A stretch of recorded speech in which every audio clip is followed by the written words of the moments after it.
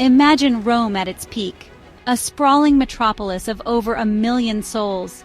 Buildings of gleaming marble reached for the heavens. Temples, bathhouses, and amphitheaters stood as monuments to Roman power and ingenuity. The Forum, the heart of the city, bustled with activity. Senators in flowing togas debated politics. Merchants hawked their wares. Citizens from across the vast empire mingled in the crowded streets. The air vibrated with the sounds of the city, the clatter of chariots on cobblestones, the shouts of vendors advertising their goods, the laughter of children playing in the narrow alleys. This was Rome, the Caput Mundi, the capital of the world, a beacon of civilization and order in a chaotic world. But Rome's grandeur was not merely skin deep.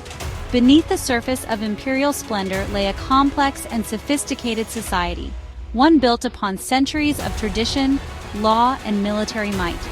Rome was not just a city, it was an idea that had conquered a vast empire and brought peace and prosperity to millions.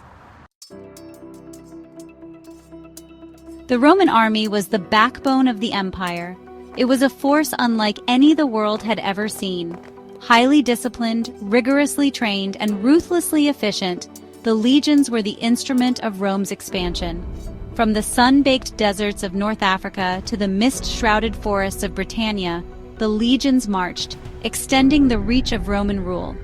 Their victories were not merely a matter of brute force. Roman military success was also a product of superior organization, logistics, and engineering.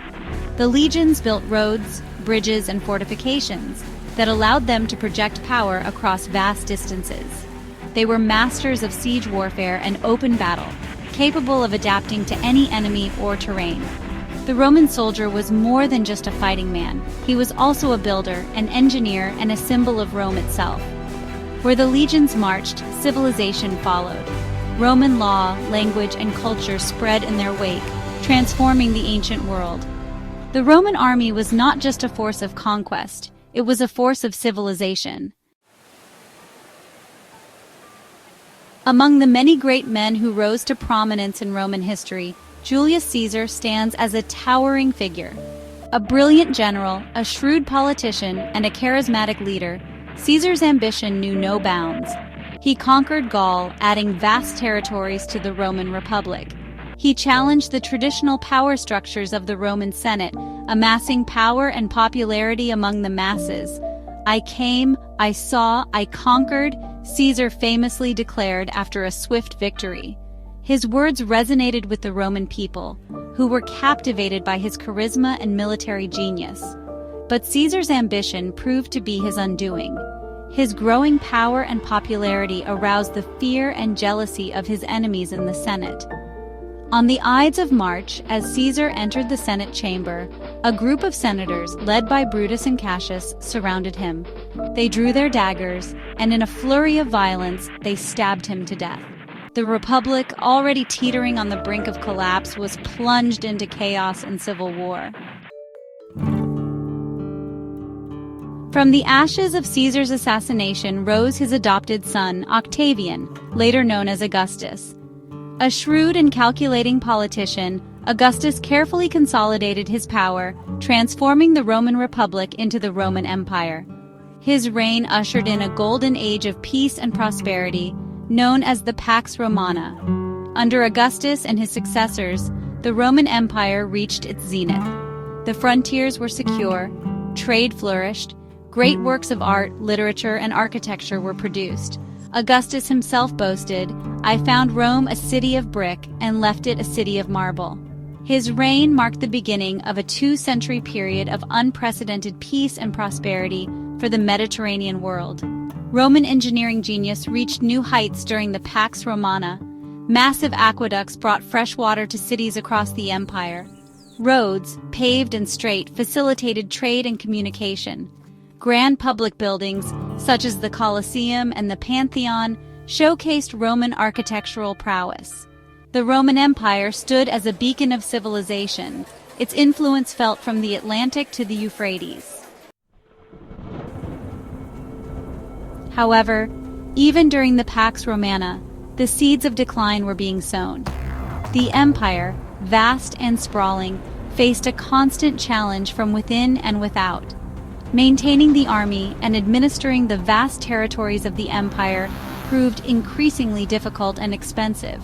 Corruption and inefficiency plagued the imperial bureaucracy. Succession crises became increasingly common, leading to instability and civil war. Ambitious generals used their legions to seize power, further weakening the fabric of the empire. Economic problems, including inflation and over-reliance on slave labor, began to take their toll. Morale, too, began to decline. The traditional Roman virtues of discipline, hard work, and civic duty began to erode. The Roman elite, increasingly detached from the realities of governing a vast empire, indulged in lavish lifestyles while the problems facing the empire mounted. The once mighty Roman Empire, though still outwardly strong, was beginning to rot from within. As internal problems mounted, the Roman Empire faced a growing threat from beyond its borders. To the north and east, beyond the limes, the fortified frontiers of the empire, lived a variety of Germanic and Asiatic tribes. These barbarians, as the Romans called them, were drawn to the wealth and relative peace of the Roman world. Waves of Goths, Vandals, Huns, and other tribes pushed against the frontiers, seeking land, plunder, and a place within the empire. At first, these incursions were repelled by the Roman legions, but over time the pressure became too great. The Roman army, increasingly stretched thin and reliant on foreign mercenaries, found it increasingly difficult to hold back the barbarian tide. The Romans, accustomed to viewing themselves as the masters of the world, were slow to grasp the gravity of the threat. The barbarian invasions were not merely raids for plunder, they represented a mass migration of peoples, driven by a complex mix of factors, including climate change, population pressure, and the lure of Roman wealth. This was not simply a military challenge, it was a challenge to the very existence of the Roman way of life. In 410 AD, the unthinkable happened. Rome, the eternal city, the heart of a vast empire, was sacked by the Visigoths under their leader Alaric. For centuries, Rome had seemed invincible. Its walls had never been breached by a foreign enemy. But now, weakened by internal strife and unable to resist the barbarian onslaught, the city lay defenseless. For 3 days and nights, the Visigoths rampaged through the streets of Rome. They looted palaces and temples, carrying off vast quantities of treasure. They set fire to buildings, leaving much of the city in ruins. The citizens of Rome, accustomed to centuries of peace and prosperity, were terror-stricken. The sack of Rome sent shockwaves throughout the empire. It was a profound psychological blow, a stark reminder that the Roman Empire was not invincible. The old world, the world that Rome had built, was crumbling. The sack of Rome in 410 AD marked a turning point in history. It signaled the beginning of the end for the Western Roman Empire.